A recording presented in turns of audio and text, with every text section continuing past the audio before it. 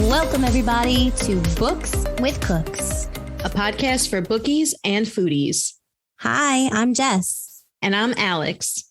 And we're two cousins who are also best friends who love to read. Yeah. And I love to cook. And I cook to survive. We'll be reviewing, analyzing, sometimes overanalyzing, am I right?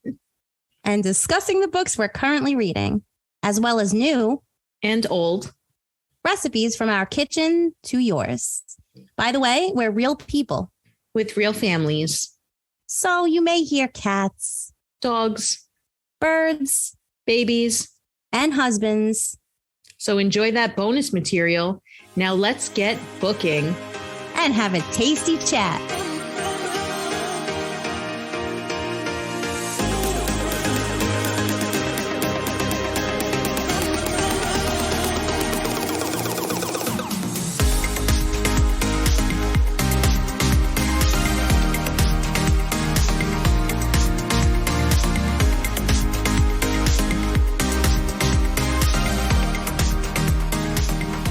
So as you all know, on Tuesday's episode, we discussed Colleen Hoover, Colleen the Hooves, It Ends With Us novel. So we are going to pick that up here and go over some things that are related to the novel. We have some interesting things to share. So let's get started. Okay, so before we get started on our episode today, our Poddy'sode. Potty, let's potty. What are we snacking on? We got snacks. Well, right now I have some Fiji water. It's natural artesian water. Oh my god! And I got some Smart Pop. Nice. Okay. White shed. I actually do not have a snack today. I do have my coffee. So it is hazelnut coffee. It's like latte style with oat milk. And I put a 1/4 teaspoon of cayenne pepper in it, and it's amazing. Highly recommended, especially if anybody likes a little spice. It's amazing. Spice up your life. What'd you make today? Did you cook at all? Yeah, I cooked dinner today. I made barbecue chicken thighs. Not on the barbecue. I actually made them in the air fryer, but they had barbecue sauce and like a dry rub that I made. And nice. They actually came out really good. And then I made some rice on the side that had a little bit of soy sauce, and I put some ginger and garlic and onion and stuff, and it was pretty good. Yeah, it sounds pretty good. It's kind of like a staple, my go-to meal when I don't really feel like cooking. So it's easy and fast. Yeah. No, that sounds good though. Yeah. I love anything with ginger. Yeah. Today I kind of made like a brunch for my family. So I made, it was that potato crusted quiche that I had sent you from TikTok. I'll post that, or I'll repost it on our TikTok for everybody. It was delicious. It was really good. It had a lot of veggies in it. And then I made some homemade biscuits on the side. That was the extent. I told them because it was such a strenuous brunch that they were getting no dinner. So okay. Everybody kind of did their own thing for dinner. Yeah. I kind of just ate that again. I was like, listen, this is what you get. Yeah. So you get one meal a day. You pick which one you want. One meal for a Thursday is good enough for them. So. Nice. Sorry, fam. If you're just tuning in, we will be doing a segment here every episode on Books with Cooks podcast called Word of the Day, when we'll give you the word of the day. Typically, we'll incorporate the word during the episode to add a fun little challenge and help spice up your language, as well as our own. So you'll maybe even hear this word again in future episodes, and we'll probably reuse them in upcoming episodes so we can broaden our vocab. We encourage our listeners to use these words in your own daily conversations with us on your socials and website forum. So stay tuned at the end of the episode when we give our Sassy Spatula Award to whoever correctly uses the word in conversation during the previous episode. Each word of the day will come from the Word of the Day vocabulary workbook by Francine Puckley. follow the link in our bio if you want to get a copy for yourself and follow along. So without further ado, today's word of the day is enigmatical, spelled ENIGMATICAL and pronounced enigmatical. It is an adjective that's defined as unclear in meaning, open to more than one interpretation. For example, the letter from my mother was enigmatical as to the date of the family reunion, so we'll have to call her to get the specifics. Alex, let's come up with some additional examples for us to help remember. Okay. So I would say that the ending of It Ends With Us, which is the book that we read last week, just to tie it back. But I'd say the ending was a little enigmatical, kind of left things up in the air about where it was headed, and it was a little unclear. I agree. I also feel that Ryle will be enigmatical going forward because he's a little unpredictable there. So he's open to more than one interpretation. Okay.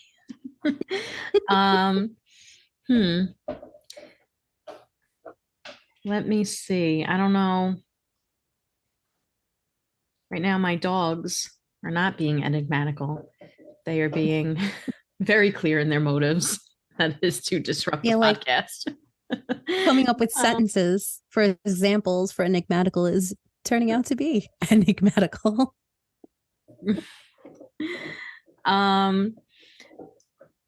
Let's see if I could tie it back to the book again.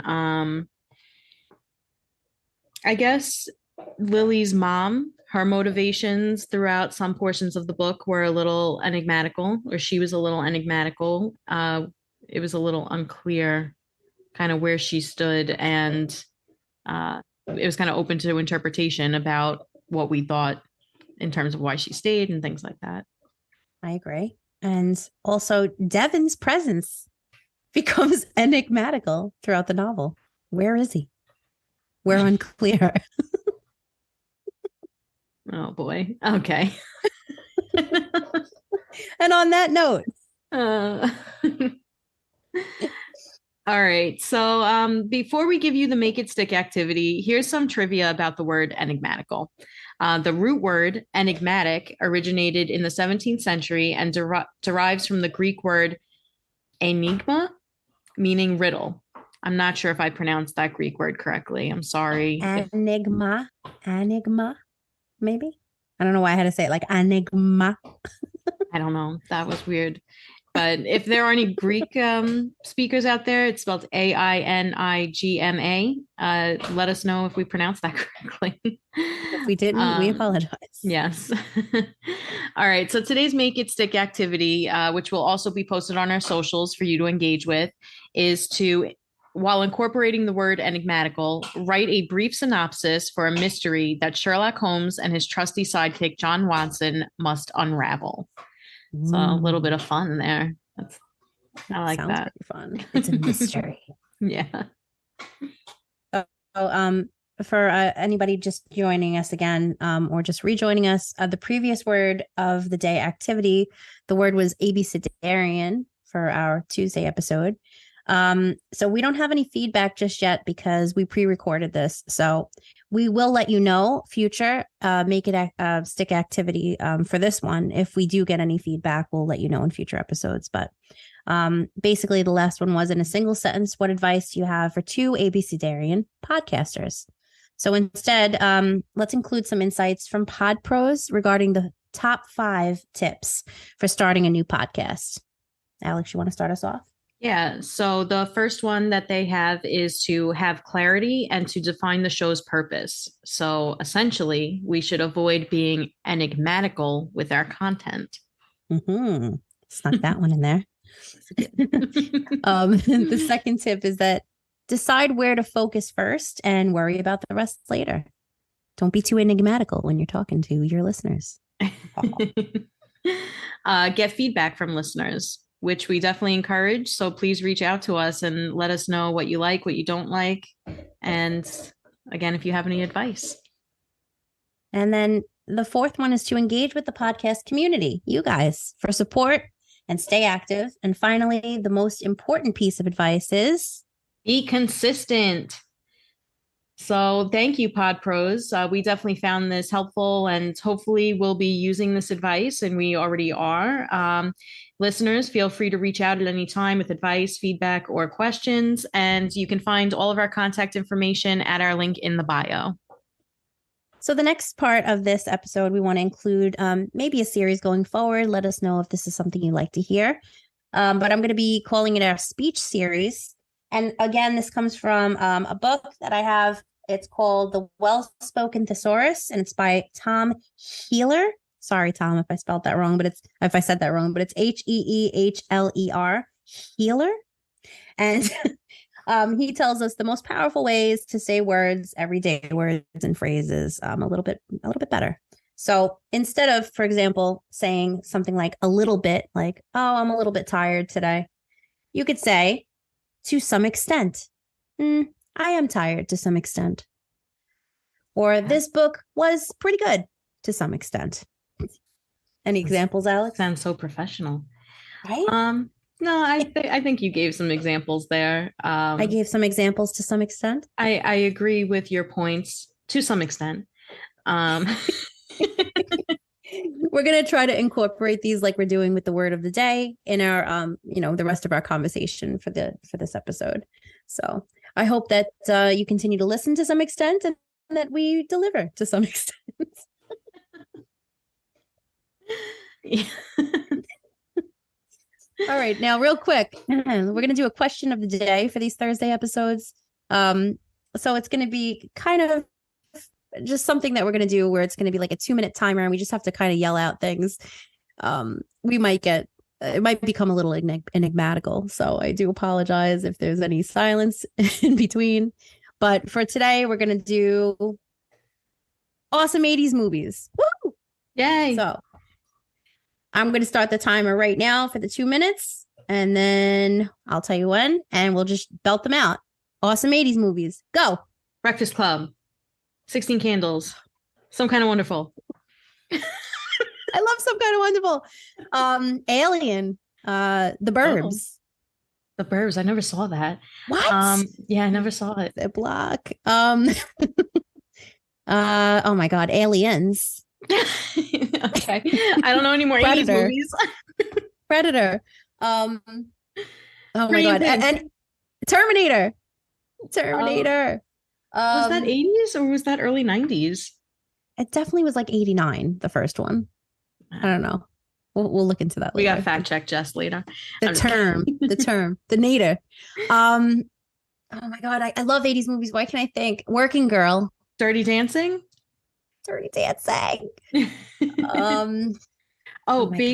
Wait, Baby Boom? Is that yes, 80s? Baby Boom. That's awesome. I love that movie to some extent.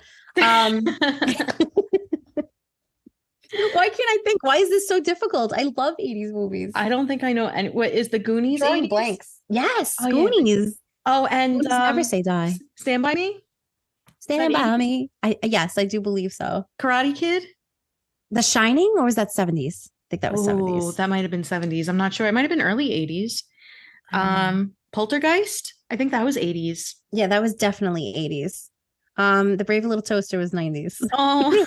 What? That came Oh. The movie's terrifying. That movie, is that 90s too? Why am I thinking? I'm trying to think of cartoons. That was definitely 90s. What 80s Disney was there? Why can't I think? Probably wasn't very good in the 80s. It started getting good in the 90s Disney movies, I think. Yeah, because that's when we started watching them. All right, we have 3 seconds left. Forget it. We failed, both of us. I also just hit my head on the microphone, guys. Sorry about that. Oh my God, that was so difficult. All right, well, I thought that was gonna be easier, but I guess not. I don't know. I just questioned my whole existence. I was like, have I ever seen an 80s movie in my life? Wait, so we need to look up the Terminator really quick and see when it came out. All right, yeah, let's find that out. The original Terminator came out 1984. Nice. See, I was gonna say Terminator 2 Judgment Day also, but that would have been 91. I would have been wrong. So that's the one I was thinking of, the one where he's good, right? Yes. And I was literally going to scream out to at one point and be like, any Arnold Schwarzenegger. Because I was like, Predator, Terminator. Actually, was Back to the Future in the 80s? Because I just thought of that. It Girl, doesn't I count anymore, really but think it is. Absolutely. And we really messed up because that's like the cult favorite of the 80s. I know. Sorry, guys. We didn't deliver with a nerd on that one. We'll do better. We promise we'll We'll do try. better. I don't know. We'll see. It's scary under pressure. Isn't Under it? pressure. You know, people were definitely listening, being like, why are you saying this one? Yeah. Yeah. Send Sorry. us if you do have an amazing 80s movie that we missed, which we most likely did. Send it to us. And Yeah, just since it was an entire decade, we 100% did. just prove how out of touch we really were with that category. Yeah. Also, how Alex was like, I don't think that Disney was good in the 80s is definitely also not a fact. Name one 80s Disney movie right now. I'm looking them up. I don't know. No, you can't look it up. Disney. I just think it proves my point. If we can't even think of one, it's because they weren't good. Honey, I Shrunk the Kids. Big's a good movie.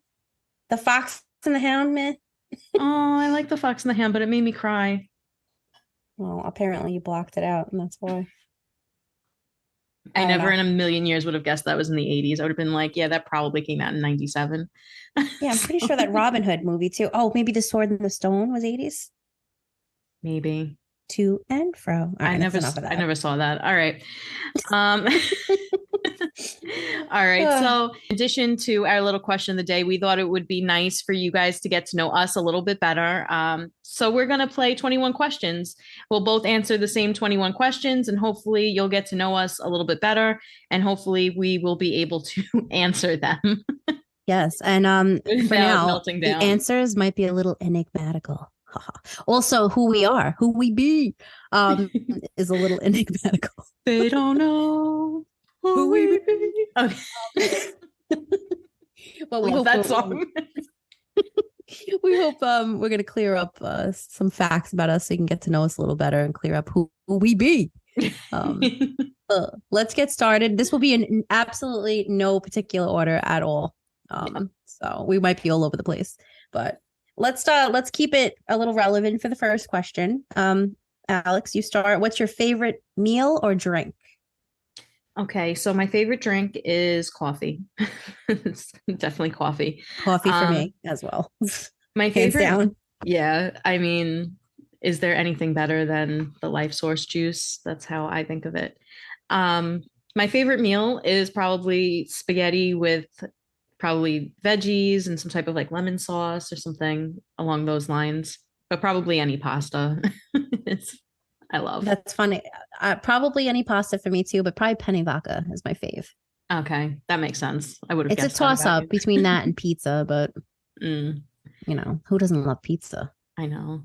I think Rob's favorite is pizza or burgers. Doug probably hates pizza because of how much I get it. So, what's your favorite breakfast food? An omelet. I love me some omelets on the weekends. Yeah, mine's all breakfast foods. I could eat breakfast foods for dinner. I love breakfast.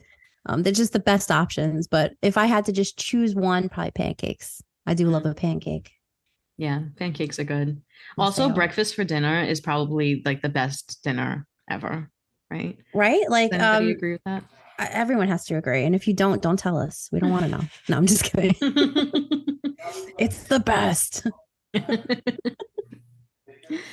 All right. So what book has changed your life the most, or who is your favorite author or your favorite book? Okay. Book that changed my life the most is definitely going to be C.S. Lewis's The Lion, the Witch, and the Wardrobe. Because that was the first book as a kid that made me fall in love with reading. I still love it. You know, I know it's like for kids, but it's such a good one. Yeah. And it changed my life completely because I really want to have like a wardrobe and have a secret door, which leads to a library. This is my dream. So it definitely changed my life. Favorite author is a toss up. I love Toni Morrison, but I'm going to have to go Jane Austen. Love her. So it's really not a toss up, I guess. And my favorite book of all time is my comfort book. It's Pride and Prejudice. Yeah. Love it. She's my favorite character too. I love Elizabeth Bennet. Elizabeth Bennet, yeah. So book that changed my life the most. I was really torn with this one.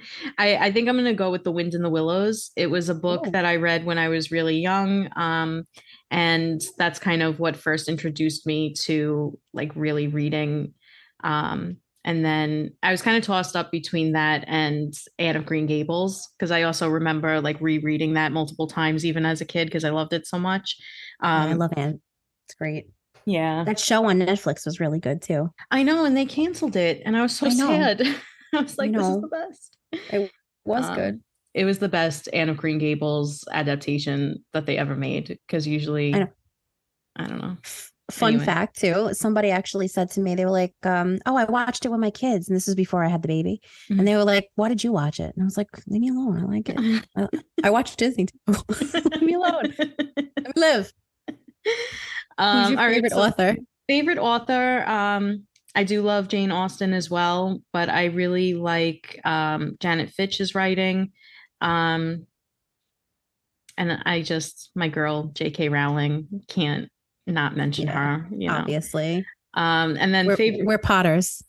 We're Potterheads for sure.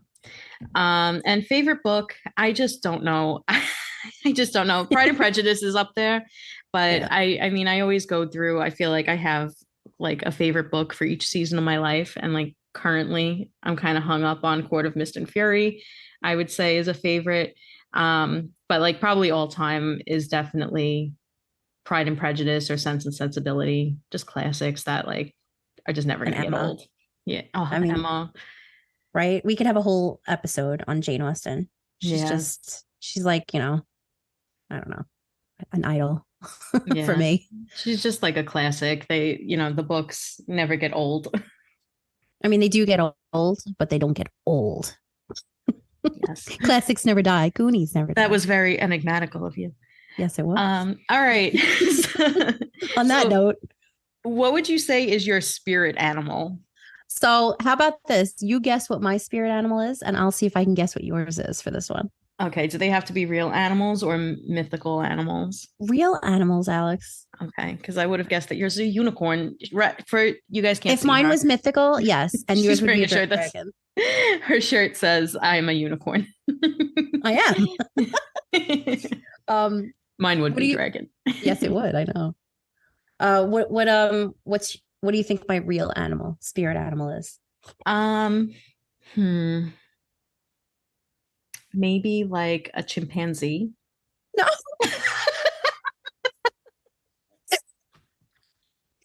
No. Okay.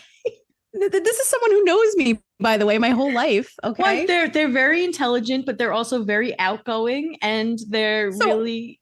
I am your chimpanzee. Is that what you're trying to say? So yeah. Thanks, Alex. Well, I didn't know, but now I just was 0 years old when I found out that I'm someone's chimpanzee. Well, that was incorrect. Incorrect. I would guess that yours is a llama, just because you love llamas. I do love llamas, but I don't think that they're my spirit animal. Or a jellyfish. Oh my God, I love jellyfish. I don't love jellyfish because of their personalities, though, because they don't have one. But they're just pretty. Have you spoke to one? No, but I've seen them. No, that doesn't mean you spoke to them and had a conversation. Okay. Well, I mean, all right. Okay. Well, my spirit animal is not a chimpanzee. I do respect them. I have respect for the chimpanzees. I have respect for the chimpanzee community. They are very intelligent. But my spirit animal is a tiger for sure. Okay. I love them, and they're just beautiful animals. They're so exotic looking, and I don't know. I just feel like, rawr. Even my yoga mat has a tiger on it. So yeah. My spirit animal was actually just a house cat, and it's because I think I'm pretty confident that I have the so personality. Domestic of you. Well, I'm pretty confident that I have the personality of a domestic house cat. Okay. I'm a little prickly at times, but I can also be very cuddly if I feel like it. And sometimes I could be kind of snobby and like, no, don't be near me. And then be like, you're not giving me attention. And I like to sleep and read and just, I don't know. I feel like I'm on a cat level. So we're both cats, but you're the domestic cat that cuddles on your legs, and mine is the wild cat that literally will rip your face off. Yes. All right. Well, now you know, listeners. All right. Alex, would you say that you're more of an introvert or an extrovert? I'm an introvert. I'm definitely an extrovert. Yeah. Which is cool because opposites attract when it comes to that, to friendships. Yeah. But are you more, this one is even more so. Are you a morning person or a night person? Yeah. I mean, I guess I'm more of a night person, but I think I told you the other day, I'm more of just like a perpetually exhausted pigeon. I just, I'm not really, I'm definitely not a morning person. I'm very mean in the morning, but also Yes. I get very tired at night, and there's like a 3 hour window in the afternoon when I'm my most productive. Me and Alex used to do yoga in the morning. We used to get up at like 7, maybe 6 o'clock, like before she went to work and everything. And sometimes she wouldn't even speak to me. She would just like turn on the Zoom and be like, let's do this. I'd be like, oh, okay. Don't laugh. Don't speak. My husband wakes up so chipper, and he'll be like, hey, what's going on? And I'm like, please just don't talk to me for a couple hours. And he's always like, all right, yep, it's about right. He'll be like, here, I brought you a bagel and coffee. Like, give it to me and run away. That's funny. I guess I would have to say I'm more of a night person because I'm like an insomniac. I'll wake up in the middle of the night. Something small will wake me up. Anything will wake me up, and then I can't go back to sleep. And I guess I'm more active though in the morning. So I don't know, because in the morning I'll wake up and I'll just start baking. So I don't know. Yeah. But I'm definitely more of a night person because that's, when I wake up in the morning, I have to have my coffee. So otherwise I will not do any of those things. Yeah. All right. So do you prefer technology or nature? So if you would have asked me this question back in the day, like 10 years ago, even, I would have said more technology, but now definitely more nature. I found myself looking at things I never used to. I don't know if it's because I'm getting older, but even like today, I was looking up at the top of a tree and I was like, oh, they're turning red, the leaves. Look at that. Like I would have never noticed that 10 years ago. Wait, so definitely nature. Are the leaves changing colors by you already? Yes, on the top of the tree. It was all red. I couldn't believe it. I was like, that's amazing. Look at that. Beginning of August. That's crazy. I know. But it is beginning of pumpkin season, so I could see why. Everyone's ready to rush into pumpkin season. Not you, though. I do see Halloween stuff everywhere, and I'm like, it's August. For tech or technology, I would love to say it's nature. I do like being in nature. I like to go on hikes and things like that. But if I had to just choose one for the rest of my life, I would choose technology. I read primarily on my Kindle, so I need it. I like to have technology in nature. That would be fine with me. But I also don't like the heat and like the humidity and stuff. So for the summer, I'm an indoors person. So an indoors techie. Yeah. Yeah. I really want to sing that song from what's the movie? I can't, oh my God. Napoleon Dynamite. I love technology. Not as much as you see. But I still love technology. Always and forever. Anyone who didn't see that movie needs to just go right now and watch it. Press pause and go watch it right now. Oh man. So this question I really love. If you could clone yourself, how many would you clone and what roles would they play for you? Oh my God, yes. Okay. I definitely 100% would. I would have one to go to work for me. I would have one to clean the house and cook and do all of the stuff that I hate. And then I would have one to go to social events that I don't really want to go to. Like you get invited somewhere and it's like you have to go, but you'd really rather not. I would have one for that. I mean, that sounds like you're sucking the fun out of yourself. Like, I don't want to go to your parties. No, there's certain social events I love going to. And then there's ones that I'm obligated to go to that I would like rather be at home, not being there or talking to people. So yeah, I think that would be a good use of a clone. I'm sure there's people out there that agree with me. Maybe I'm weird. I don't know. If you agree with me, let me know because I feel you've never had to go to like an obligation social event, like a wedding for somebody that like you work with or something, and you're just like in heels and a dress and you just like want to die because you don't know anyone. No, I is this mean, just but that's how me? you, I'm an extrovert, so I can't relate with that because I feel like I can get to know people and I can network. You know what I No. mean? I can mingle Oh, thanks. at those type of events, but I would definitely have clones for sure, 100%. They would 100% clean for me. Ugh, Yeah. hate cleaning. But I would still cook and bake because I just, it's my hobbies and I like it. And then I would probably have one. Nothing having to do with for the kids or any like for my kid or anything like that because I want to be involved in his life. But maybe to drive me around. I think that defeats the purpose. What? Because then people will be like, "Hey, who's driving that car? And why is it also sitting in the back that person?" I don't know. That might be weird. So I probably would not actually do that. You don't like to drive? I love to drive. I do, but sometimes you just want to kick back in the back. You know what I mean? Just read, listen to some tunes. I don't know. Oh no. That's like a I hate chauffeur, I I hate guess. being a passenger. It makes me anxious. No, Rob I says do get I'm a anxious Rob says I'm a lately. backseat driver. Yeah. Um, Backseat drivers aren't fun. sorry.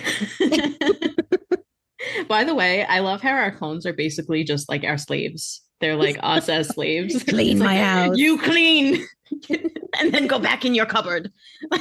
Like in the movie Multiplicity. I I love love that that. movie. Yeah. She touched my peppy Steve. That's a good one. That Yeah. movie. I love that But movie. yeah, I would do any roles I don't want to do. Work for me, clean for me. Again, returning to them just being our servants. But Yeah. I don't know. Maybe go to the get your nails done for me, but that doesn't apply because then their nails will be done and not mine. But I do hate sitting there. I don't know. I do my own nails. I don't like the forced social interaction of getting my nails done. Apparently not. All right. I tolerate it for my hair because I can't do that myself. All right. Your favorite season. This is easy. I love the fall.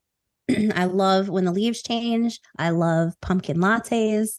I love pumpkin flavors, pumpkin spice, anything having to do with fall, Halloween, like getting dressed up for costumes and stuff like that. I just love fall, period. How about Okay. you? I have an unpopular opinion. My favorite season is winter. Um, and I Really? just, yeah, I love the cold weather. I love like bundling up, and I love when there's like a snow day and you can just like sit inside and watch it snow and like read a book and drink some coffee and then like use it as I'm making myself sound really antisocial, but to use it as an excuse to not go anywhere. There's snow. I can't go out. Yeah. But but like before Zoom and like before workplaces and schools and stuff had the option to work remotely, it would be like I can't come into work because it's snowing out. Now we can't really do that as much, but I still really enjoy it. And it's also fun to go out and kind of play in. I think it's really cute to watch the dogs run around in the snow. They go crazy for it. And I just and it has the holidays and stuff. And I don't know. I like it. I like the decorations. I do love winter holidays. They're my favorite. Yeah. I do like snow. It's very pretty. It snowed at my wedding on my wedding Yeah. day. I remember. So like, yeah, I do like snow. I think it's very pretty to look at. I don't like driving in it. I think it's dangerous on the road. I don't like when there's ice on the road. And if I could move to a tropical location all the time, I would. So I would probably Okay. not agree. Yeah. Every time anytime anyone has ever asked me that question and I give them that answer, they think I'm crazy. But I'm You're not sorry. crazy. Somebody's got to like it. Yeah. It is pretty. It's me. Snowflakes are gorgeous. It's you. We found her. I also just really like the cold weather. Like even in the summer, we have our AC on 66 degrees. Like Oh my. I hate the Yeah. heat. I like to be freezing all the time. Yeah. But I do love to bundle up with like hoodies and stuff. But again, I could do that in the fall. You know what I mean? The boots in the fall, boots with the fur. I don't know. My allergies get really bad in the fall. And I mean, Really? it's pretty. I mean, there's something to like about all the seasons. I'm not like, oh, only winter and everything else sucks. But I hate spring and summer. but yeah, in the spring and fall, my allergies try to just murder me. And I personally am not a fan of pumpkin I flavor. know. I know you don't. I think it's gross. I don't Um, understand it, but I do know that you don't like pumpkin. yeah. I don't know. I don't understand how. I love like pumpkin lattes. I can't be more excited. It's August right now, and I cannot be more excited that they roll them out early. So that's all. Okay. All right. So let's move on. What do you think of the phrase, you're the sum of the five people that you spend the most time with? This is a thinker. So I agree with it. I think that the more time you spend with someone, the more that you adapt to that person's, personality and vibes. Mm. And I think that that sums me up perfectly. I mean, the five people that I spend the most time with, would have to be like, Doug, my husband. I definitely take on his traits when I'm with him a lot. Yeah, And he takes on mine for sure. definitely. Definitely the baby who just takes on both of ours because he's in the learning process. And then I guess you're in there too, my mom. And then that just sums up my sad little life. Oh, I don't know who the fifth person is. Maybe it's the chimpanzee I hang out with on occasions. I don't know. It's definitely your spirit chimpanzee. What about you? Well, I really like this phrase because, first of all, I do think that who you choose to surround yourself with says a lot about who you are as a person. So, I mean, the five people that I spend the most time with were, I guess, well, definitely my husband, Rob, you, both of my parents, and then I guess my friend Jen, because I also work with her. And I don't know. I think that all of those people add something, they bring something out of me when I'm with them. So like different aspects of my personality. Sometimes like when I hang out with just you, I'm a little bit more outgoing because I can feed off of your energy. Or if we are in a social setting, you can kind of do a lot of the talking and stuff, and I can kind of just like laugh along. I'm getting a lot of credit here, but I feel like when you're drinking, Oh, well, when alcohol's that involved, it's a helps. completely different situation. There's dancing involved. Um, There's always dancing, always. but yeah, and then, you know, my parents I spend a lot of time with, my friend Jen, and obviously my husband. So I think that when I spend time with all of those people, they just bring out different aspects of my personality and it helps to define who I am as a person. So Oh, I agree with that. I love the way you said that too. That's thank you. awesome. But let me ask you, what habit do you take to take care of your mental health? What's like one Um, specific habit you would recommend for people to do that? well, for me, it is reading. When I am feeling especially overwhelmed with life or with anything, I just love getting lost in a book. I can be kind of an escapist. So if I am like going through a rough time or something like that, I really like to just delve into a book or dive into a book. Sorry. Um, Dive into a book and just kind of like go to a different place, usually some type of fantasy world, because it's just so different. And I think that helps a lot. And also Yeah, just in because general, making time for yourself is important too. yeah, because the real world sucks. So if you jump into a fantasy world, it's much better. Yeah. Well, sometimes they're pretty brutal, but they're still Yeah. fun. Oh yeah. Well, I mean, if you're jumping into a battle scene or something with dragons like shooting fire at you, that sucks. You don't want to be there. Um, no, but I agree. I do love reading as well. I would have to say too, I love meditation. So like Mm. if I feel a little overwhelmed or if I feel like high anxiety, I could put on a meditation app. I like the app, not sponsored, Calm. It's really good. I'll put on my headphones and just sit there for 10 minutes, listening to the meditation app, and it's very helpful. But otherwise, yes, like reading at the end of the day, as soon as my kids sleep, I pull out a book and I get lost in it for hours, and I love that. Yeah, for sure. Yoga helps too. I feel like on the days that I do yoga, I just feel like happier and more calm than I do on days I don't do it. So, and a little more energetic too. Oh, definitely. More productive. All right. Sorry, go ahead. No. Also, I just wanted to point out that before you said doo-doo, I didn't want to interrupt you. Did I really say doo-doo? You said I do when I do yoga. Doo-doo yoga is not some special kind of yoga, just so everybody knows. Please don't Google that, because God only knows. Ew. I know. All right. So for our next question, how far have you advanced in school?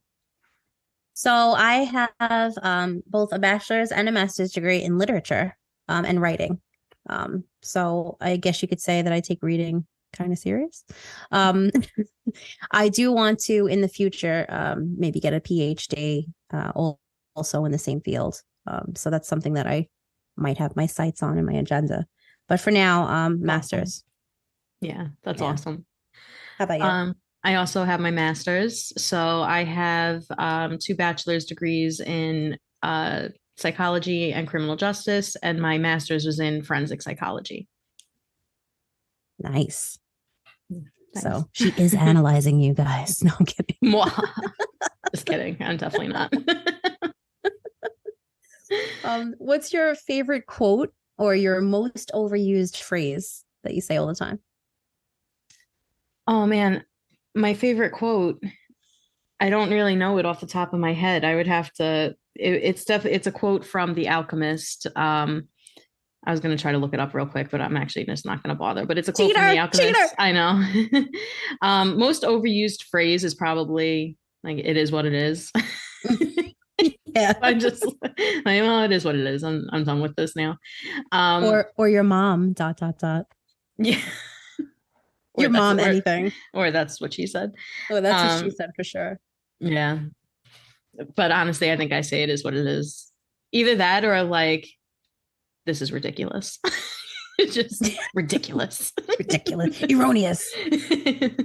Mine is very difficult for me to pin down just because it's funny because like we do have favorite quotes, but to just like say them off the top of our heads without literally like messing them up all day long. I don't know, like, for me at least, I'm like, I know I'll get it wrong, here. And then people are gonna be like, you quote it right. So it's hard for me to just like just to give you a little example of the movies that I quote.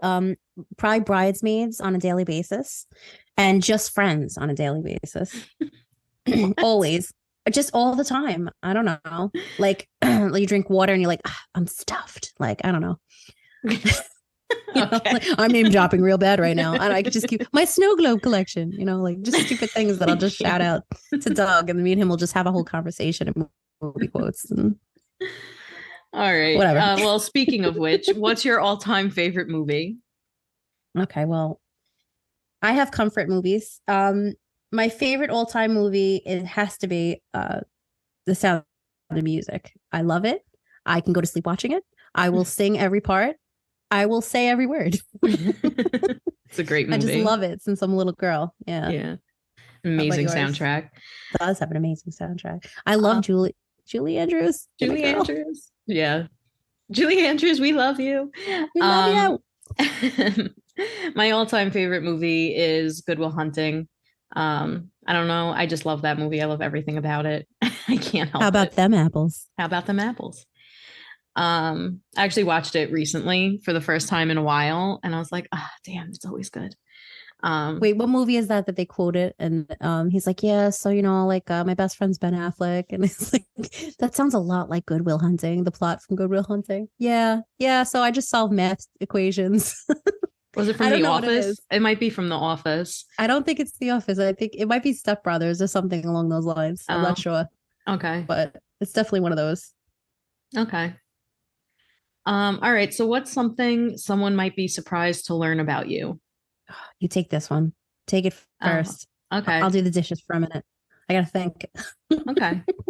I think people who don't really know me well might be surprised that I'm maybe not as much recently as I've gotten older, but I was a bit of like an adrenaline junkie. And I really loved only because I feel like it doesn't really match my personality that much, but I do love like roller coasters. I've gone skydiving a couple times. I did like a bungee jump thing, and I just love that stuff. I rappelled into a I don't remember what it was called, but it was a lot of fun. So I love stuff like that. And I just think that it's something that might surprise some people because it usually requires being like out and about doing things. And I'm more like never leaving the house. Well, fun fact, I went skydiving with Alex. It was awesome. So Yeah, if you're it's thinking amazing. about it, do it. You definitely Do it. should. The free fall is the best part. Even if you think you're scared, it's worth it. So much fun. I don't know if I would do it so much now that I'm a mom. I feel like maybe I wouldn't do it again. Just because I don't know, you think differently, but it was definitely my like coolest things I've ever done. My dad went with us when we went. Yeah. Yeah, Uncle Ernie's the man. What's up, Uncle Ernie? Hey. You better be listening. I'm not going to dive deep into this because I don't want to, but something someone might be surprised to learn about me is that I am very into conspiracy theories. I think they're fascinating. Yeah, I think they're so fascinating. Sometimes I get like lost in them, reading about them. Some of them are so left field and ridiculous, but some of them, like we're not going to get into it, but rock people. I just think it's so awesome to think about our history not being told to us the correct way. And I think some of them might hold some water, but again, Ziploc. Yeah, I'm just going to say that. Let's Ziploc that for another day. Being friends with Jess means that at 2 a.m. you might receive 10 TikToks in a row that are just about a vast. About Britney Spears? Yeah.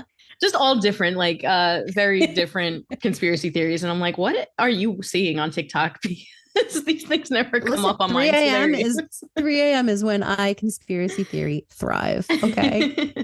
This is why I can't sleep at night. Yeah. That'll do it. All right. That's all I will say. What's the last TV show that you binged and loved? Okay, so I don't think I could say Silo because I didn't binge it. I had to wait for the next episodes to come out, but I did love that, and that's on Apple TV, not sponsored. But the last TV show that I binged and loved, you got me into, and that was Only Murders in the Building. Yeah. Love that show. That's on Hulu. Again, not sponsored. And and no, it was for the same reasons that you loved it. We seen people from our childhood in it, Steve Martin and Martin Short. Yeah. And we loved them. And what's up to our girl Selena? Yeah, Selena. Rare Beauty's awesome, not sponsored. I just love that show. If you haven't seen it, definitely check it out. It's a really good one. Yeah, it is. And good. Actually, they do a podcast on it. They do. What about for you? So I haven't. The last show I actually binge watched was I did a rewatch of Breaking Bad. But before that, I'm trying to remember what it was, and I can't really remember. So I'm just gonna go with Breaking Bad. It might have been like the White Lotus, or what was the one with the hotel with the crazy plot lines? Yeah, that crazy theme song. Yeah, I did binge watch that recently. So that might have been right before Breaking Bad, but I can't remember.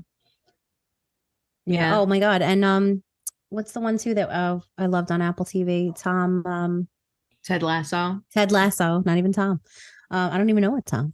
No, I do. Yeah, Ted Lasso, awesome show. Really loved that. I have to watch that. And Silo. Oh, so good. I'm really behind on my really slacking on the shows.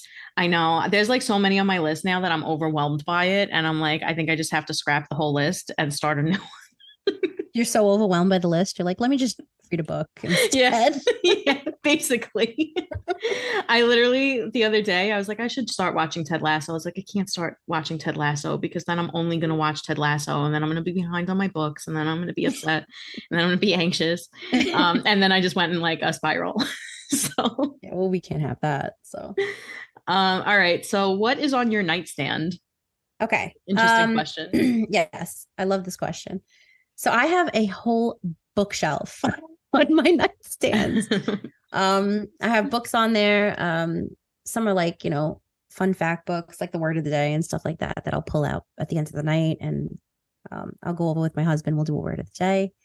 Always my phone, always my laptop and my tablet and stuff. Just, never know. You got to play some games. And then I have a lamp with an Edison light bulb. I love my industrial little lamp.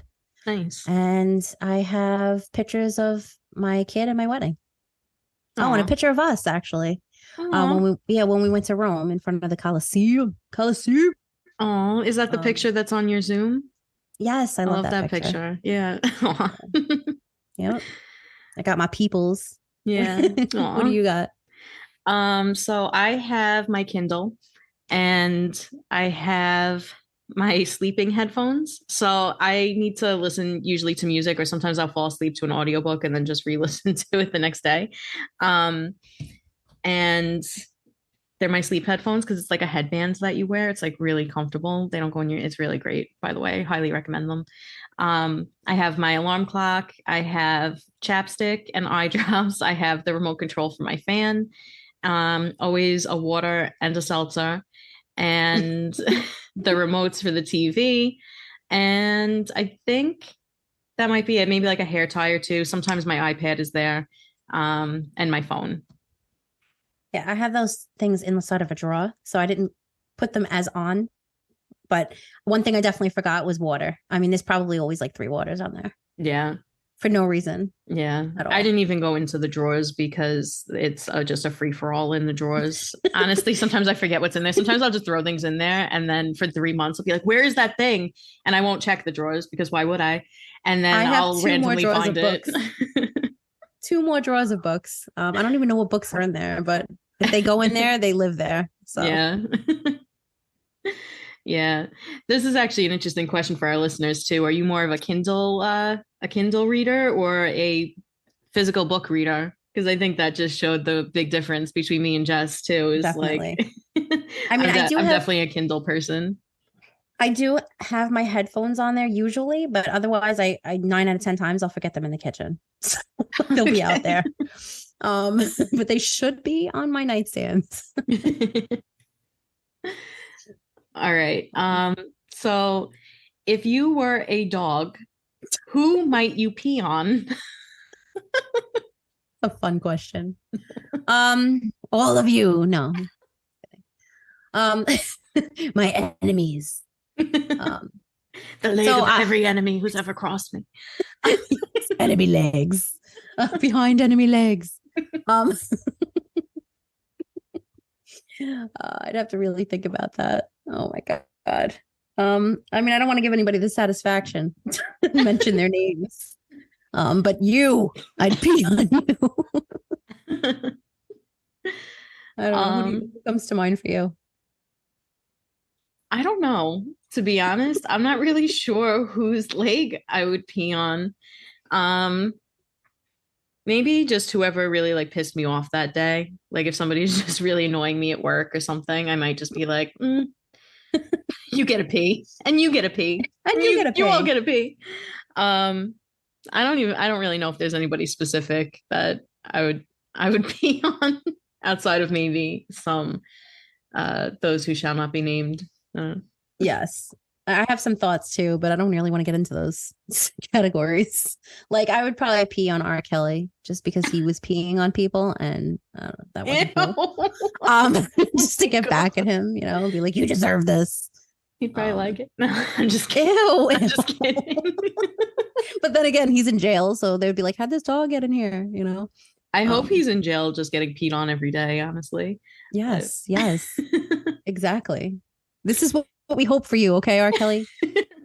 I hope when we're finding R. Kelly, isn't that the name of his documentary? Maybe not. I don't know. There was Surviving R. Kelly. Oh yeah, that's right. I hope he's surviving with pee enigmatically every day. That didn't go, but it doesn't make any sense. None of it makes sense. Oh man. All right.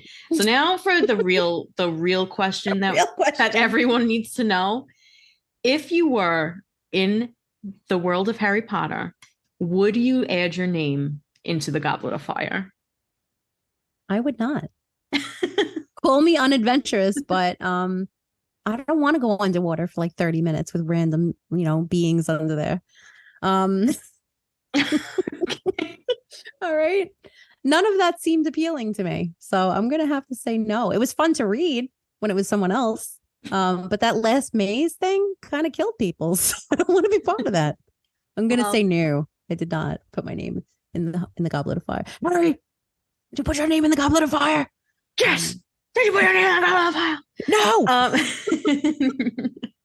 I just want to say the maze did not kill anyone. Okay. It was infiltrated, and that is what killed the character. I don't know. I mean, these books came out so long ago. I don't know. Someone died. You know what I mean? It did not go well.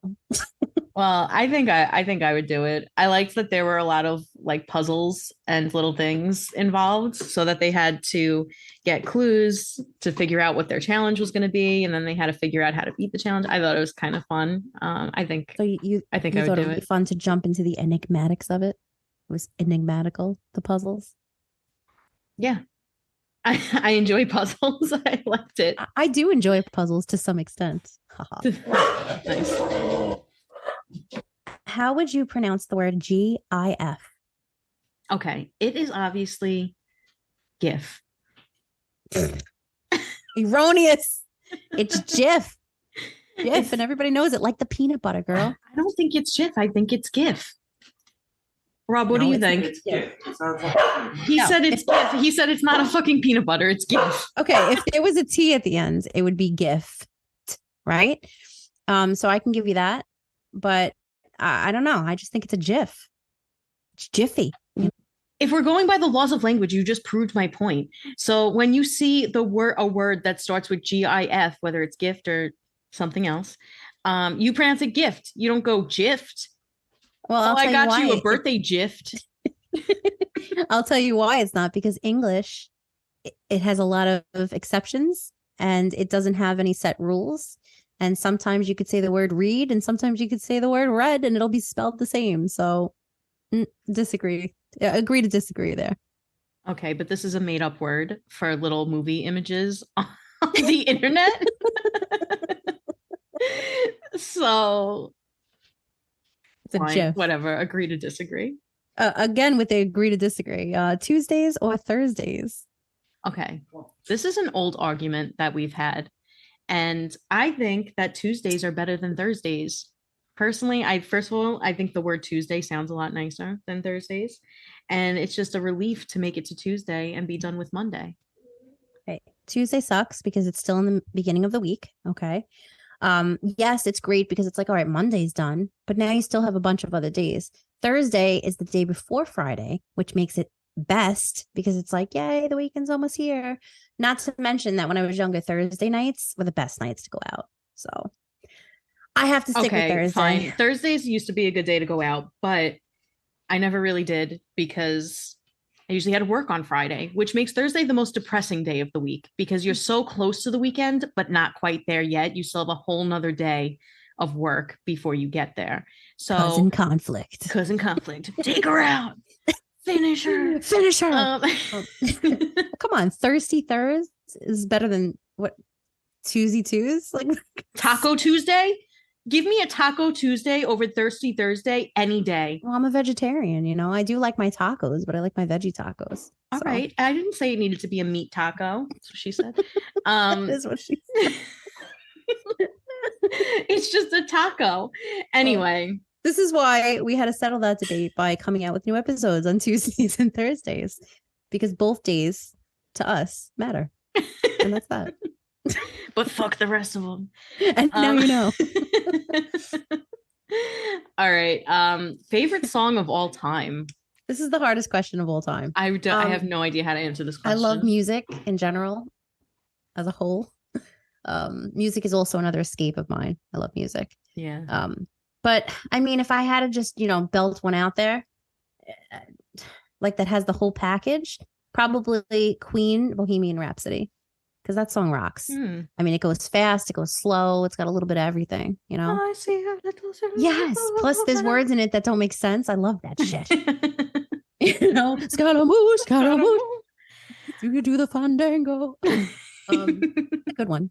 It is Plus, good. Freddie Mercury's the man. Like, he was so dramatic. I loved it. Yeah, very theatrical. Yeah. I really have no idea what my favorite song is. I guess I'll go with my wedding song is One Day Less by Anson Sebra, which I actually discovered on TikTok. So thank you, TikTok, for that. But either that, or I also have to include my girly, Taylor Swift, All Too Well, the 10-minute version. If you know, you know. Alex is like such a Swiftie, by the way. I am to all you Swifties out there. She's one of you. Big Swiftie. She's your kind. But honestly, I feel like I have a different song like for each genre that I love. So it's really hard to choose just like one song, you know. I think you feel the same way. Oh, definitely. All right. What's the creepiest? Yeah, let's just jump into this one. What's the creepiest thing you could say to someone you just met? Is your skin soft? What do your toes look like? Do your toes smell good? Can I smell your toes? It's creepy as shit. It's creepy. Oh man. What if you just met someone and you're just like, hey, actually, you were in my dream last night and the whole world was on fire. What? And I don't know. See, that's like Bridesmaids. That wouldn't be creepy as hell. Yeah, that's definitely creepy. That's like in Bridesmaids when she's like, the plane's going down. I had a dream last night. You were there. Oh shit. I forgot about that. That's creepy. I think anybody coming up to me saying anything, especially in this voice, is creepy as hell. That I don't know you. Like just coming up to us on the street and being like, hey, right there, alone, get out of here. I'm running. I usually get creeped out just when people talk to me in general. If I don't know them, I'm like, who are you? Why are you saying things to me? Do I have to say them back? What's going on? I got my headphones on. I can't hear you. I'm not listening. La, la, la. Yeah. La. That's from Emperor's New Groove. Yeah. Did we already do comfort movies? We did. I will mention another one, Pride and Prejudice. It's like, I think 2005 with Keira Knightley. I play that movie probably the most out of any movies. I'll just sit there and like play it in the background. Love Actually too is another one for me. Okay. Pretty much anything British. I don't know why. I probably one of my comfort movies is damn it. You've Got Mail. Oh, I love that movie. Love that movie. Yeah. Don't cry, shop girl. Don't cry. I love it. All right. So now for our last question. I think it's our 21st. Would you rather only listen to Cher or Patrick Swayze / the Dirty Dancing soundtrack for the rest of time? I love your answer to this, so you go first. Cher singing the Dirty Dancing soundtrack is just ideal. That's gotta be, am I wrong? The best thing I've ever heard in my life. Hungry no, I have the time of my life, you know. I'll it all to you. Like, I think we need to write Cher and be like, listen to me, you need to revamp the Dirty Dancing soundtrack. Hungry, definitely. But I mean, if we had to choose between one or the other, I do love Cher music. I do. But I don't know. There's something about that Dirty Dancing soundtrack. Like, it's just so good. Why is it so good? No one puts Baby in the corner. It's great. I don't know. I guess I'd have to go with that. The Dirty Dancing soundtrack is amazing. It is a classic. So I think I mentioned this to you once, but like sometimes I'll just watch that movie to have it on in the background and listen to the soundtrack in it. But I also, so that's a comfort movie too. Love so much of Cher. Yeah, I know. You know, I do believe. You know, she's a good one. I don't know. I love that question. It's so random. That's random. Also, what songs does Patrick Swayze have besides that one from Dirty Dancing? Does anybody know? Please tell me. No, I'm sure he has another one out there. Please, listeners, if you know of another Patrick Swayze song out there, please put it in the comments of whatever our social medias, and we definitely have to know because we'll listen to it. We will listen to it on the next episode. Yeah. If we can. So we thought it would be fun if we took some reviews online and shared them with you guys. So we each picked one that we think is, the best of the best and one that we thought was the worst of the worst. So we're going to share them with you now. Let's start with the bad reviews first, get them out of the way. All right. Alex, you want to give yours first? Yeah. So as I was looking at reviews, I saw this one, and this is all that this review says. The person said, Ryle is definitely an Andrew Tate stan. And not only do I agree, but I thought this was a hilarious review of the novel.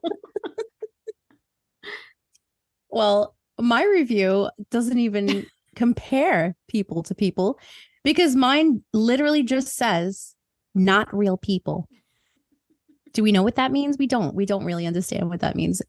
Because characters are characters in books and they're not real people. But maybe the person meant that the people aren't real, like relatable. I'm not really sure. But as far as that person's concerned, this book is filled with not real people. So that person wrote a very enigmatical review. Yes, it was quite enigmatical, I must say. Now to the good reviews. Again, Alex, you give yours first. Okay, so I saw a review, and this was a pretty lengthy review, so I'm just going to read a little piece. They said, when was the last time a book just completely slayed me, cutting me so deep and evoking such strong emotions? I feel like my heart has been filled, then broken, filled, then broken. In the end, I'm stunned by what I read. That's so dramatic. It's very beautifully written, but I just disagree. Yeah. It's a little dramatic. I mean, mine is just a snippet. I didn't include the entire review, but this was the most dramatic sentence that I read in the good reviews. And this one says, it was like a blanket wrapped around me. And I was just like, okay. Interesting. I personally would not wrap myself in a blanket of It Ends With Us. But that's just me. It wasn't really a very comforting novel. No, it wasn't a blanket whatsoever.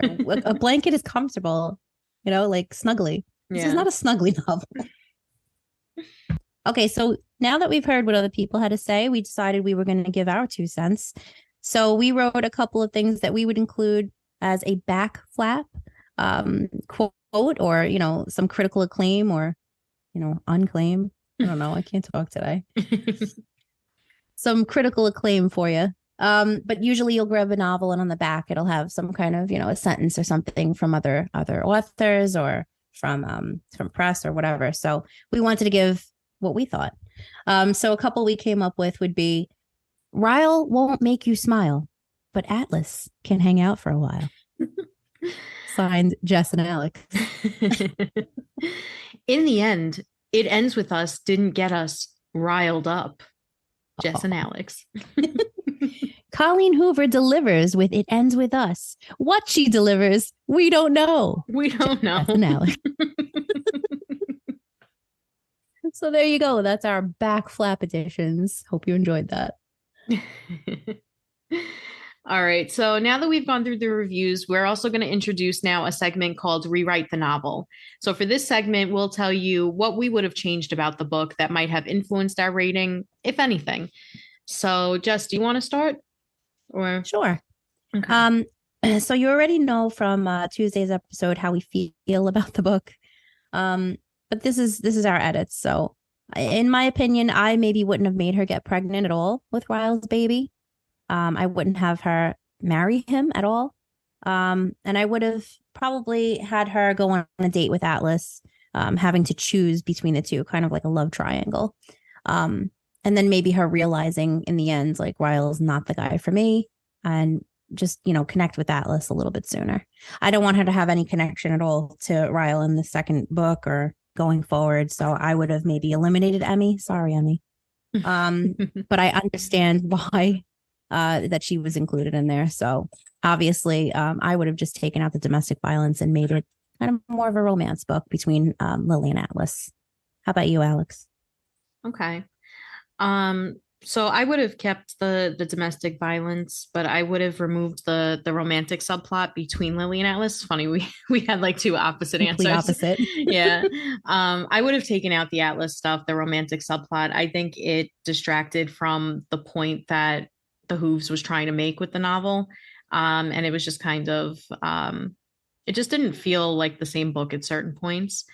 And I definitely would have had more interaction with Lily's mom. I would have liked to have gotten more of a backstory on her, just in general, more interaction between her and Lily, kind of coping with their respective traumas and navigating through their own relationship, having had similar experiences.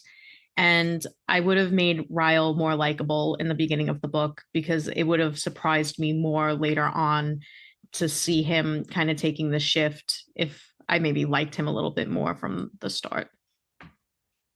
I mean, from the reviews, some people really did like him. So I guess they too Yes. were blinded by the red flags. I don't know. I don't know.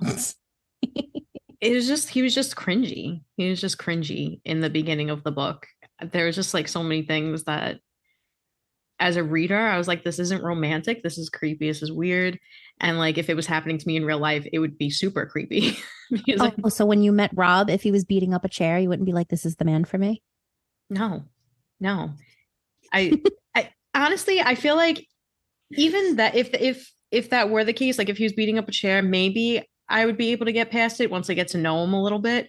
But if once I get to know him, all he's doing is taking pictures of me without my consent, hanging them up in his sister's house, trying to beg to have sex with me. Like I just it was just too much. It was too much piled on to the Ryle's a creep train. Yeah. I don't like it. Samesies. That's a no for me, dog. Yeah. All right, so we want to have some fun with this podcast. So we're going to incorporate some fun games. And in the future, we hope that our listeners will get involved too. Today, we're going to play Mad Libs. So we each selected a passage from It Ends With Us, and we've removed some of the words. So we'll ask each other for words to fill in the blanks, and then we'll read out the results. So let's see who's going to go first. Let's bring out the hooves. All right. I'm going to ask you a bunch of them. We're going to fill in the blanks here. So just give me whatever response comes to mind. You ready? I hope so. Okay. No pressure. Okay. So give me a celebrity. Celebrity. Ooh, Yes. Josh Hartnett. Okay. I don't even know why. He's like relevant like 15 years ago. It's fine. He's relevant. What up, Josh? Give me a place. St. Lucia. Okay. Give me noun plural, like two, like nouns. Okay. Dogs. Body part. Earlobe. Body part, adjective. Yes. Got one.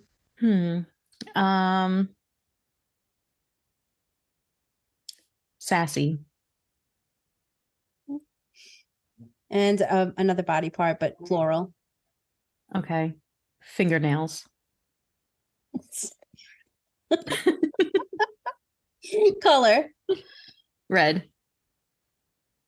Okay. Nouns. Printers.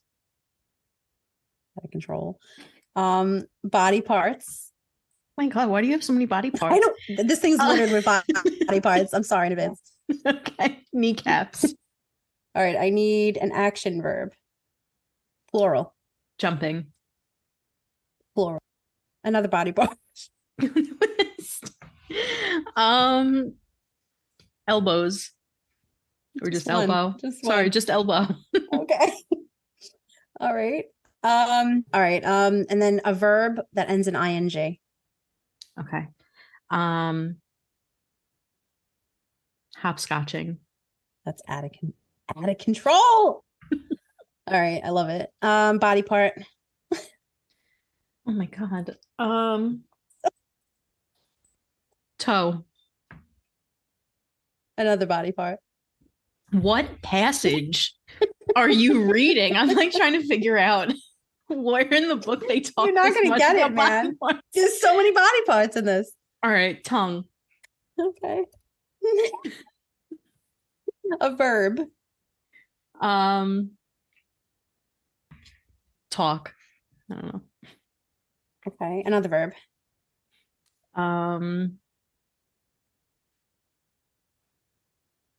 Leaped. Leapt. Leap. Just leap. Just one leap. Okay. A place. Walmart. Okay. Okay, a food. Spinach. Okay. A verb plural. Okay. I don't know. Let's see. Question. I know. I'm starting to feel nervous now. Stuffs. Body part. Oh my God. Okay, let's see. Knuckles. Okay. An article of clothing. Okay. A sock. Excellent. Okay. Okay, a place. Georgia. Okay, and now another place. How about a room? A room? A room, yeah. Okay. The garage. Okay. Another article of clothing. Okay. Tank top. Okay. An animal. Okay. Cat. Another article of clothing. Pants. Perfect. A verb, plural. Suspends. A costume. A costume? Mm-hmm. You used very detailed words. I know. I don't know. A witch?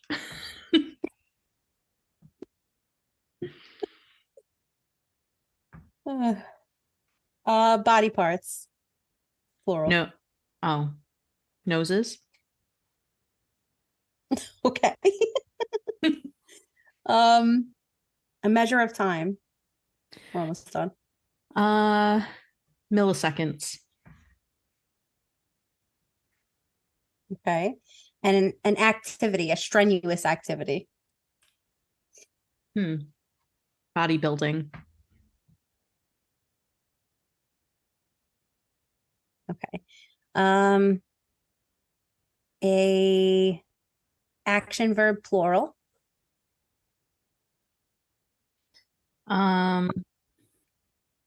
Throws. And a shape. Shape. Okay. A diamond. Okay. Body part, last one. Fingernail. Did I already say fingernails? I definitely did. Thigh gap. Okay. All right. You go. All right. I'm scared. All right. So give me a name. A name? Mm-hmm. Ferdinand. Okay. A person? Not like a name, but yeah, not a name, but like something to describe. Like a famous person? No, something to like describe a type of person. A douchebag? Sure. All right, a verb. Pluck. Pluck.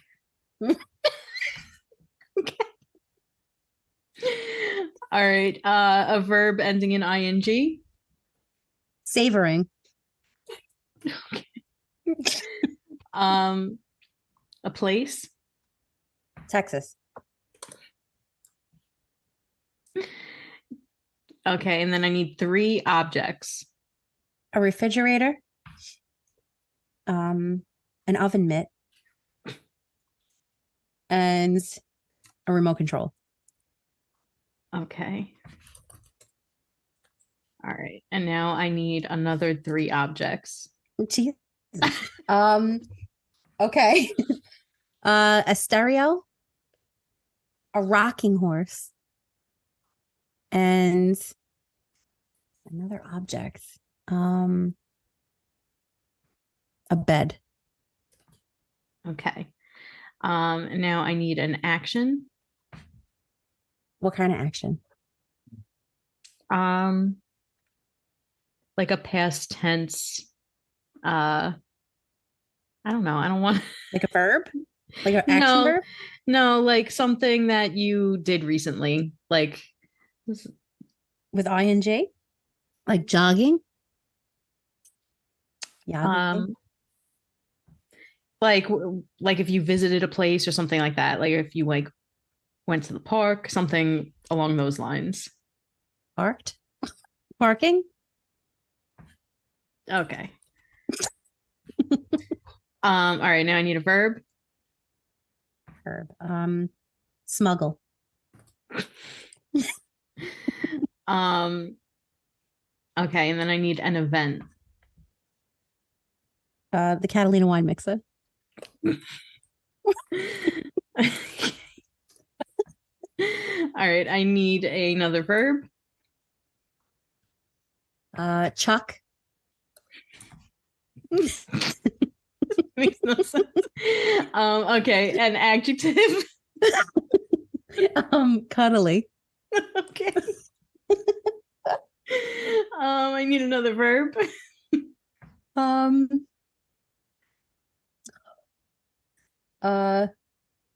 Mimic. All right, and another verb. Punch. Punch. All right, now I need an adjective and a noun. Snotty. Witch. I borrowed you, witch. I'm sorry. That's okay. That's the theme of these Mad Libs today, witch. Yeah. Okay, so now I need a noun and a verb. A squirrel. And a verb. Lick.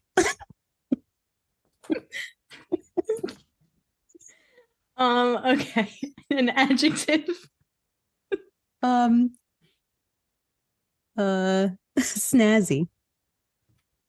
Snazzy. This is hard. Harder than it looks. Okay, verb.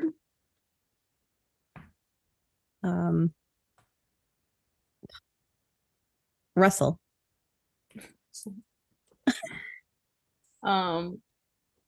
Okay. Another verb. Marry. A noun.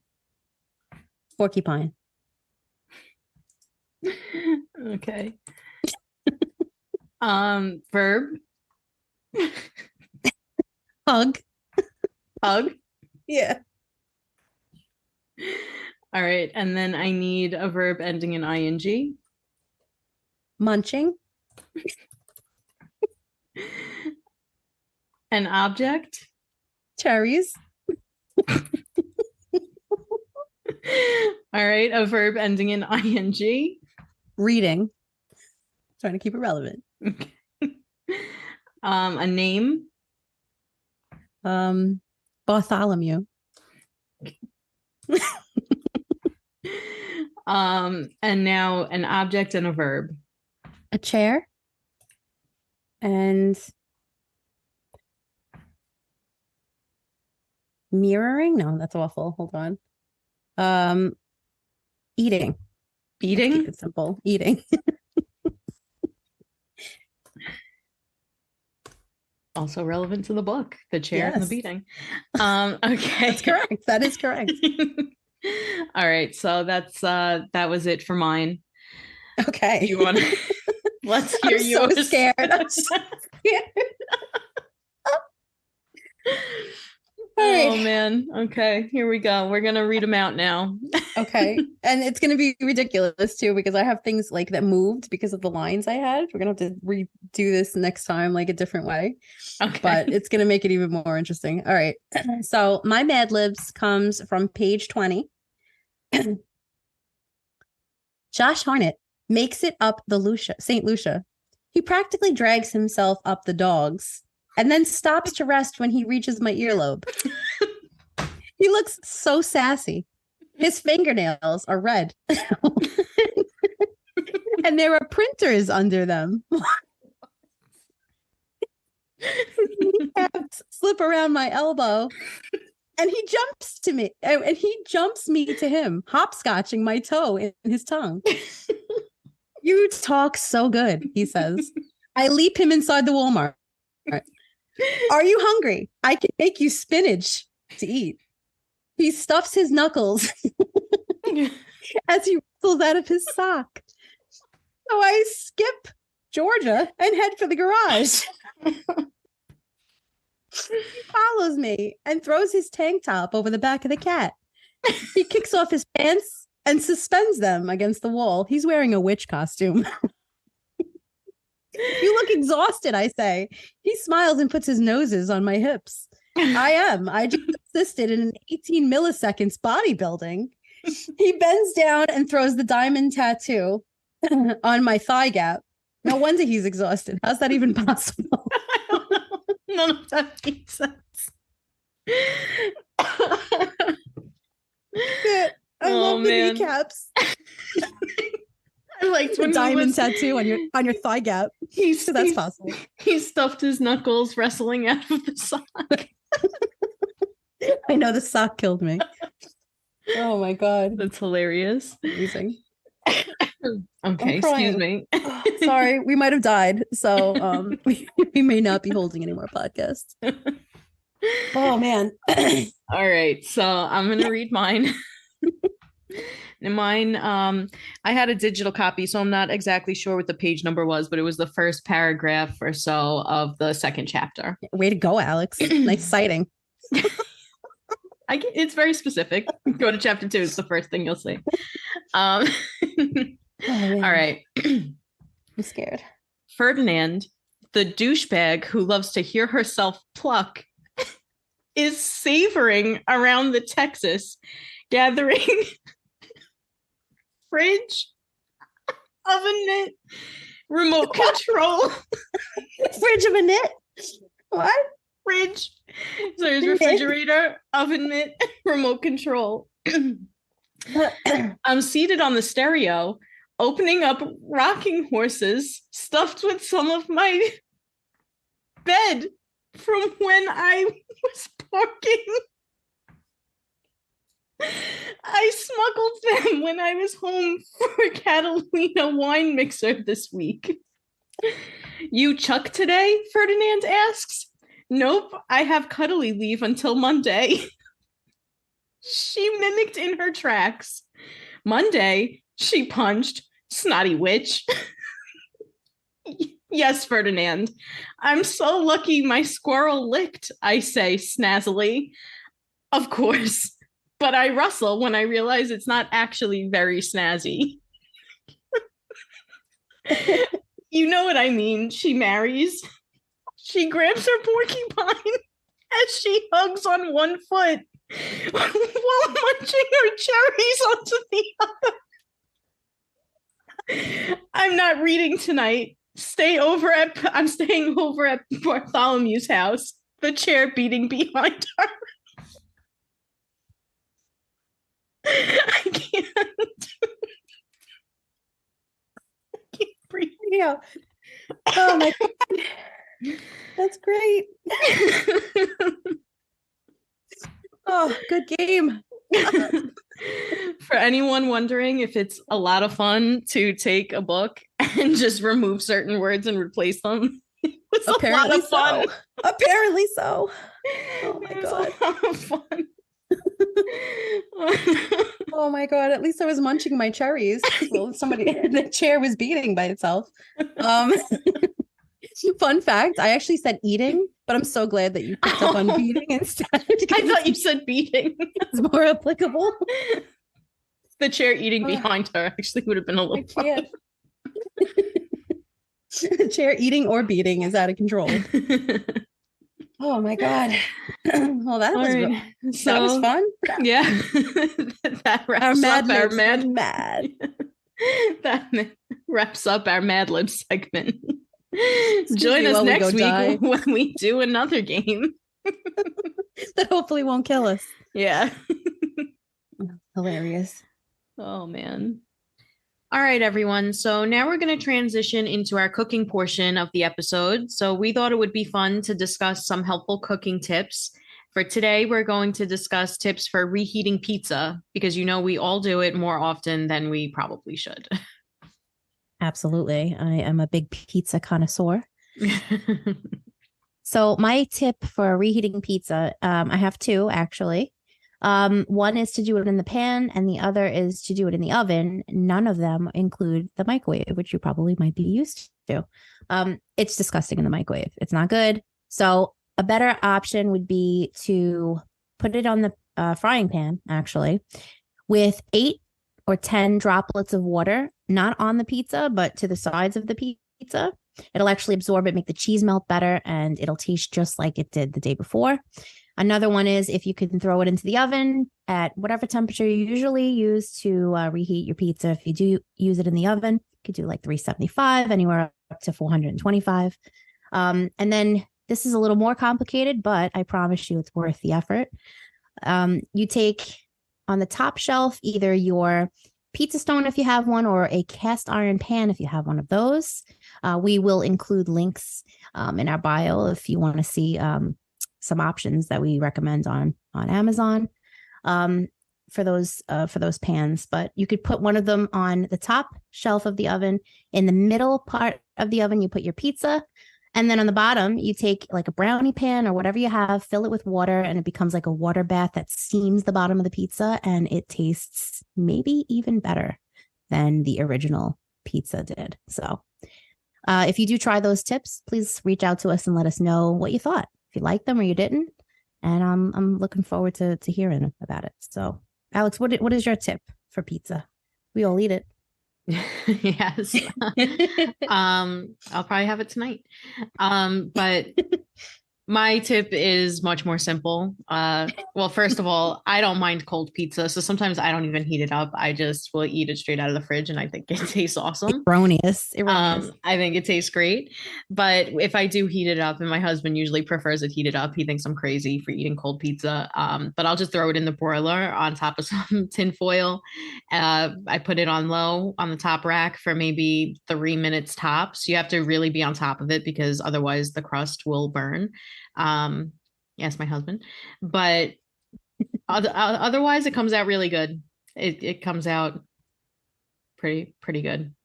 That's all I have to say. That's my big tip. So if you guys have a tip for reheating pizza or that you find that works well for you, send us an email or reach out on our socials. And if we test out your suggestion, we'll credit you and discuss the outcome in the future. Let us know what you do. Yeah.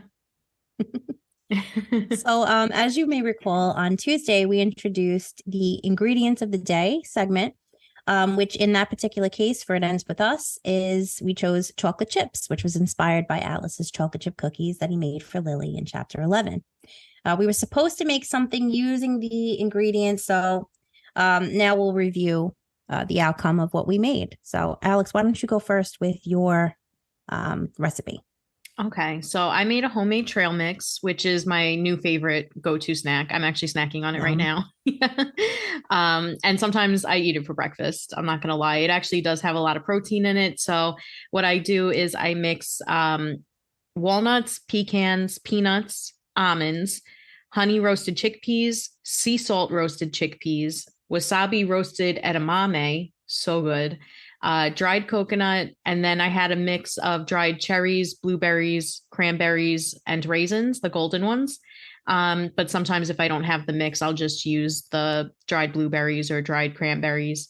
And then I put in some peanut butter chips and of course some dark chocolate chips. So the Ghirardelli ones are the best. Yeah, it's so good. Those are the only ones that matter. Yeah, the Ghirardelli is the best. You really can't go wrong with them. But it really does. It satisfies a sweet and salty craving. It has a lot of protein. And it actually, because of that, is surprisingly filling. So I am going to post photos of that and the ingredients to Instagram if anyone is interested in making it themselves. All of the ingredients are available at ShopRite. But the best part really is that you can customize it however you want. If you don't like an ingredient or you really love one, add more, take it out, do whatever you want, get fun with it. And if you decide to make it, take a picture and tag us on Instagram. We're at bookswithcooks_podcast. Looking forward to seeing it. And if you have any feedback as well.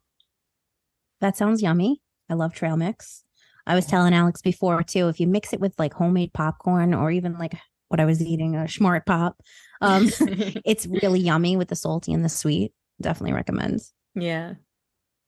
So my recipe, I got a while ago from on Instagram. Her name is Cala Ramont, Ramont. Her Instagram tag is Cala's Clean Eats. And she has a recipe for healthier pumpkin muffins. This is a big hit around my house. My kid, I have a 3-year-old. He loves them so much. But even before we had him, we were making these and we loved them. So I'll give you that recipe now. And I do tweak it just a little tiny bit, depending on what I have on hand sometimes too.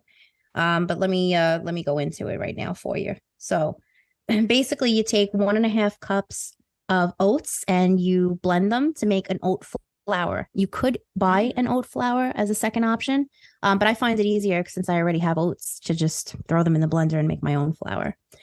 Cheaper too. Yeah, that's awesome. And then, and then a cup, and it's basically like having a bowl of oatmeal only as muffins. So it's pretty good. Mm-hmm. And then you could even do that with gluten-free oats too, if you're gluten-free. Mm-hmm. Then you add in a cup of pumpkin puree. Sorry, Alex.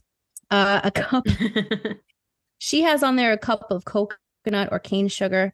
She also says that you could use a 1/2 cup. I do use a 1/2 cup, and I always use the coconut sugar. It's a good alternative to using regular sugar. And I personally like with the 1/2 cup because we don't like it as sweet.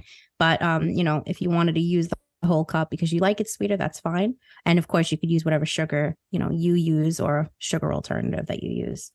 Then she has on here 1/3 cup of oil. I also use avocado oil as she recommends, but you could use coconut oil as well. 2 eggs. If you're vegan, you can substitute that for flaxseed eggs. And she also does this with non-dairy milk. Sometimes I do, sometimes I use regular whole milk. It depends on what I have on hand. 3 tablespoons of the non-dairy or dairy milk. And then a teaspoon of baking soda, a dash of sea salt. And here's where I vary it up. She has on here a tablespoon of pumpkin spice if you want to keep it simple. I like to make my own pumpkin spice. So I'll do a teaspoon of ginger, a teaspoon of cinnamon, and like maybe a 1/2 teaspoon of cloves and 1/4 a teaspoon of nutmeg. So I'll just make my own little blend. Mm-hmm. And sometimes I'll even put a little extra pumpkin spice just if I'm feeling spicy. And then you mix that all up in a blender. So this way it's easy clean up, no bowl. And then after you mix it up, you mix in some chocolate chips. Just don't blend the chocolate chips so that they're nice and melty in there. And then you line a muffin tin, put it at 350 to preheat, and you leave them in for, she has on here 28 to 35 minutes, but everybody's oven is different. Mine actually come perfect in 24 to 26 minutes. So they're delicious. I highly recommend if you want something even a little healthier than normal. Like I said, it's kind of like having oatmeal in a muffin. So what could go wrong? And if you feel the need, you can even get creative. Sometimes I'll chop up some apples and throw them in there, or even like some mashed up banana. You can have fun with it, for sure. And if you like other mix-ins like nuts, go nuts. Use what you got. You could definitely tweak it up to how you like it. If anybody makes these, please always, I'd like to credit Cala's Clean Eats, of course, to make sure that you should give a shout out to her Instagram. But if anybody makes these and you want to send us pictures or let us know your feedback, please, we welcome that. As Alex said, you could send it to our email. You could send it to our socials. We will post this recipe on the social and link to Kala as well. Yep. Thanks, Jess. Those sound really good. Yum. Liar, you hate pumpkin.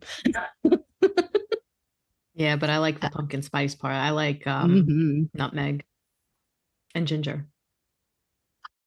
And now a healthy chug of Doug. Hello, Doug here to kick some knowledge your way. I know what you're thinking. Does this guy read? Can he even read? Well, don't judge a book by its cover. I've been known to dabble in some reading off and on. Yeah, I like to break a mental sweat too. When reading recently, I actually pinched a nerve in my neck. A real ABCdarian move. I wasn't able to turn my head right for several days. Some solid advice: don't be stagnant while reading. Also, don't be stagnant in life. Go to the gym.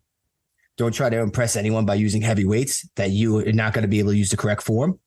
Do it for yourself. Be better than you were yesterday. And in time, you will be where you want to be. Or you could be like me and reach for a goal that's unachievable. But still, pursue it anyway. So remember, be safe when you are reading. And most importantly, swole is the goal. Go to the gym, asshole. Chug that. Stay tuned for the next Manly Minute, where you can get tips about sports, working out, reading, gaming, and other fun topics. Okay, everyone. So before we go today, we just want to readdress from last episode's Sassy Spatula Award. Woohoo! To give out the award to the recipient. The first one goes to Alex for her use of ABCdarian in Tuesday's episode, which, by the way, we failed at because we barely used it. But we'll let her win this time. Alex used the word once in the episode, which still counts, even if there is some controversy over that point. Whatever, she can have the first one. You win, Alex. Great job. Thank you, Jess. You want to give a speech? I'd like to thank you for creating the word of the day. I'd like to thank our editing skills for the way that things worked out. I'm just kidding. Cue the music. Cue the music. Get her off the stage. Get the hug. All right. So our next book review will be on Colleen Hoover's It Starts With Us, which will air on Tuesday, August 22nd. Join us then for our thoughts on the sequel. And join us again next Thursday, August 24th, for another Poddy episode. Poddy. For anyone who's just tuning in, this is what you can expect from our podcast. We'll be releasing new episodes every Tuesday and Thursday, so be sure to check out our socials for updates and bonus content. You can find us on Instagram at bookswithcooks_podcast, on TikTok at bookswithcookspodcast, on Twitter at bookswithcooks, and you can visit our website at bookswithcooks.wixsite.com. That's WIXSITE.com. We encourage you to reach out to us with thoughts, ideas, questions, and feedback. You can also email us at bookswithcooks@gmail.com. Give us a follow on Goodreads for our full book reviews at Jess Books with Cooks and Alex Books with Cooks. We'll include this information in our podcast bio. If no one told you today, you're important and valued. You belong here. You're doing great. And we believe in you. Now let's turn the page and put a fork in it. Because we're done with this one.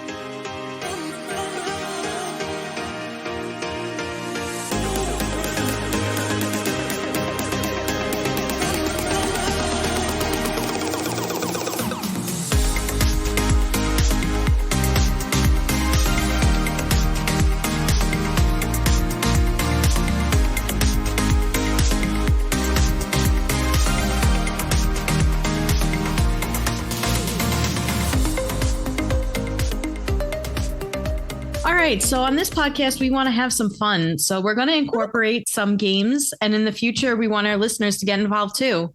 Today, we're going to play Mad Libs. Sorry, this sounds stupid. I'm going to start over. Eat my shit. Eat my shit. Just a reminder that this past Tuesday episode, we spoke about Colleen the Hoover's novel, It Ends With Us. So we will pick up that here just to, give us our nice Eat shit. Eat my shit. I didn't even realize what was happening at first. I was like, is she speaking in tongues? What's going on?